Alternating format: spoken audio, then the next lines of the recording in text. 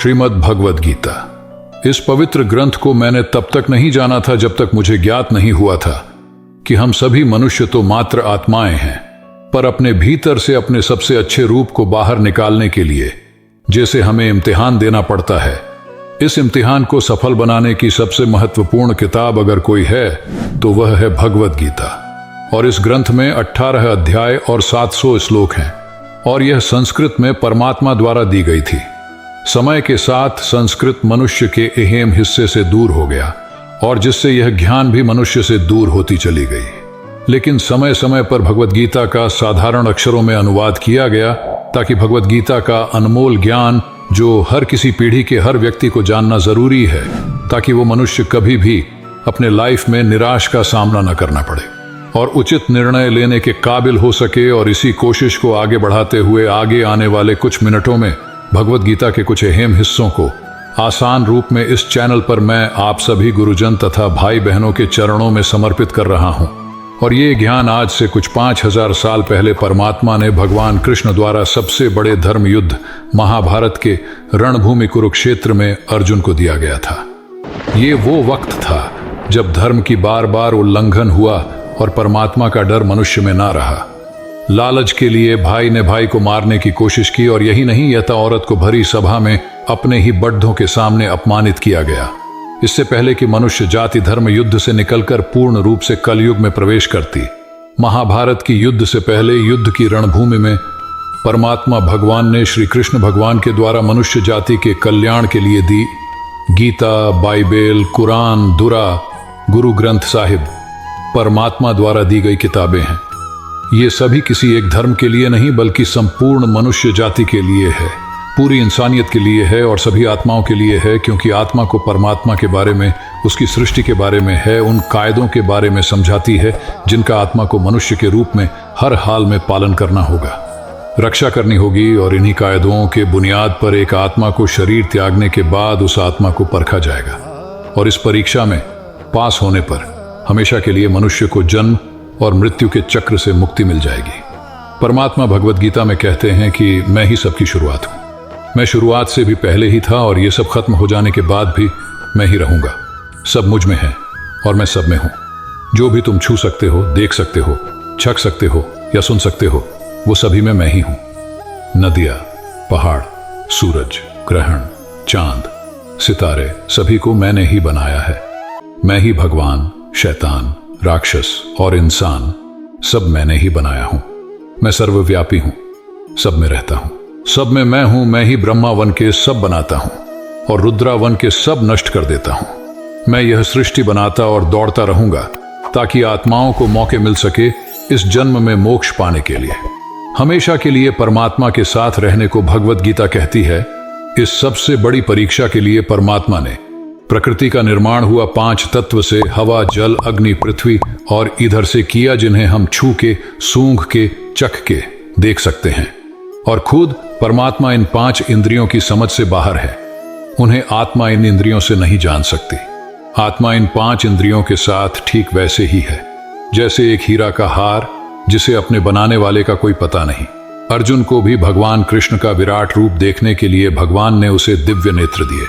भगवद गीता कहती है कि आत्मा अजन्मी है, इसे कोई मार नहीं सकता, कोई काट नहीं सकता, डुबो नहीं सकता, जला नहीं सकता।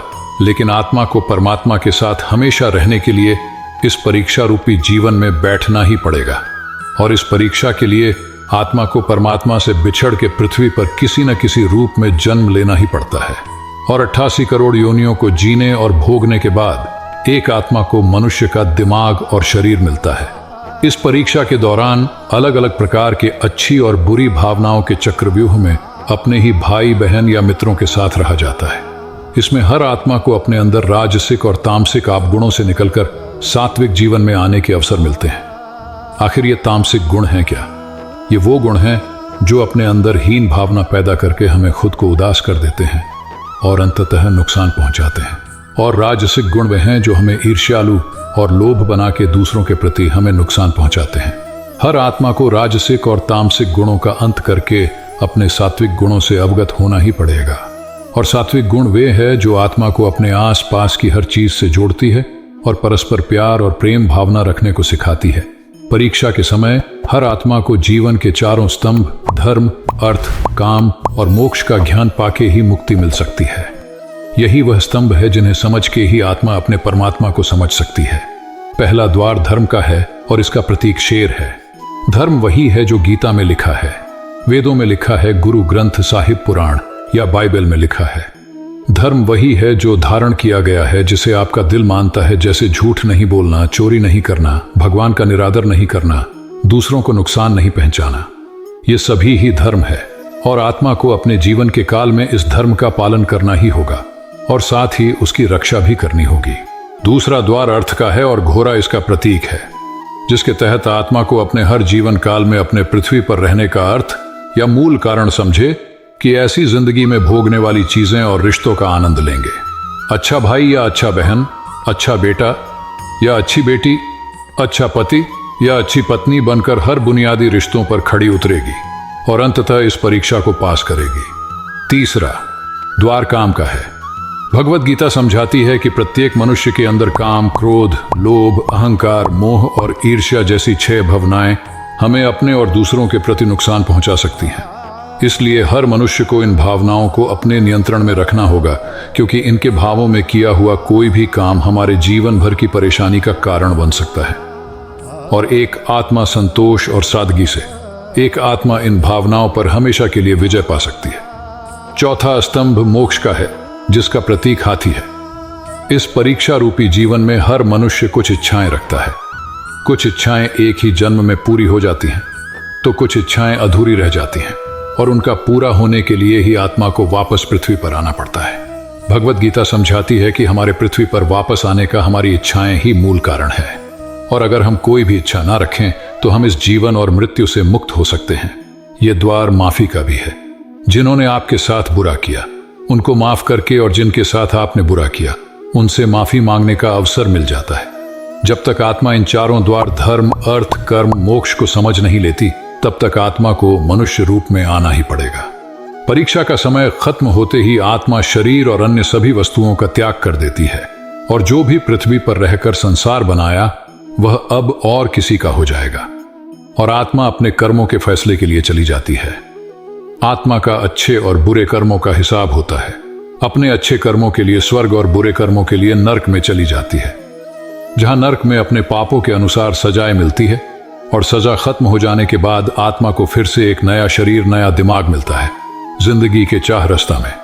धर्म, कर्म, अर्थ और मोक्ष को समझने के लिए हर जन्म में अपने कई जन्मों के कर्मों के हिसाब से हर आत्मा को कभी अच्छे तो कभी बुरे हालातों से गुजरना पड़ता है। लेकिन जब तक आत्मा परमात्मा के साथ योग को समझ नहीं लेगी, वह मुक्ति नहीं पा सकती। वही भगवत गीता बताती है, यह मनुष्य अपने दिमाग, शरीर या दिल के माध्यम से भगवान को पा सकता है। शरीर द्वारा किए गए नेक कर्मों के माध्यम से परमात्मा को पाने को ही कर्म योग कहते हैं। ये वो कर्म होते हैं जो परमात्मा की इच्छा के अनुसार होते हैं और दूसरों के कल्याण के लिए होते हैं। वाल्मीकि जी ने रामायण लिखकर, वहीं श्रवण ने अपने माता पिता की सेवा और उन्हें चारों धाम की यात्रा करवाती है। भगवत गीता समझाती है कि एक आत्मा दिमाग से भी परमात्मा के साथ योग लगा सकती है, जिसे राजा योग कहते हैं, क्योंकि इस तरह से दिमाग और मस्तिष्क सभी इंद्रियों का राजा हो जाता है।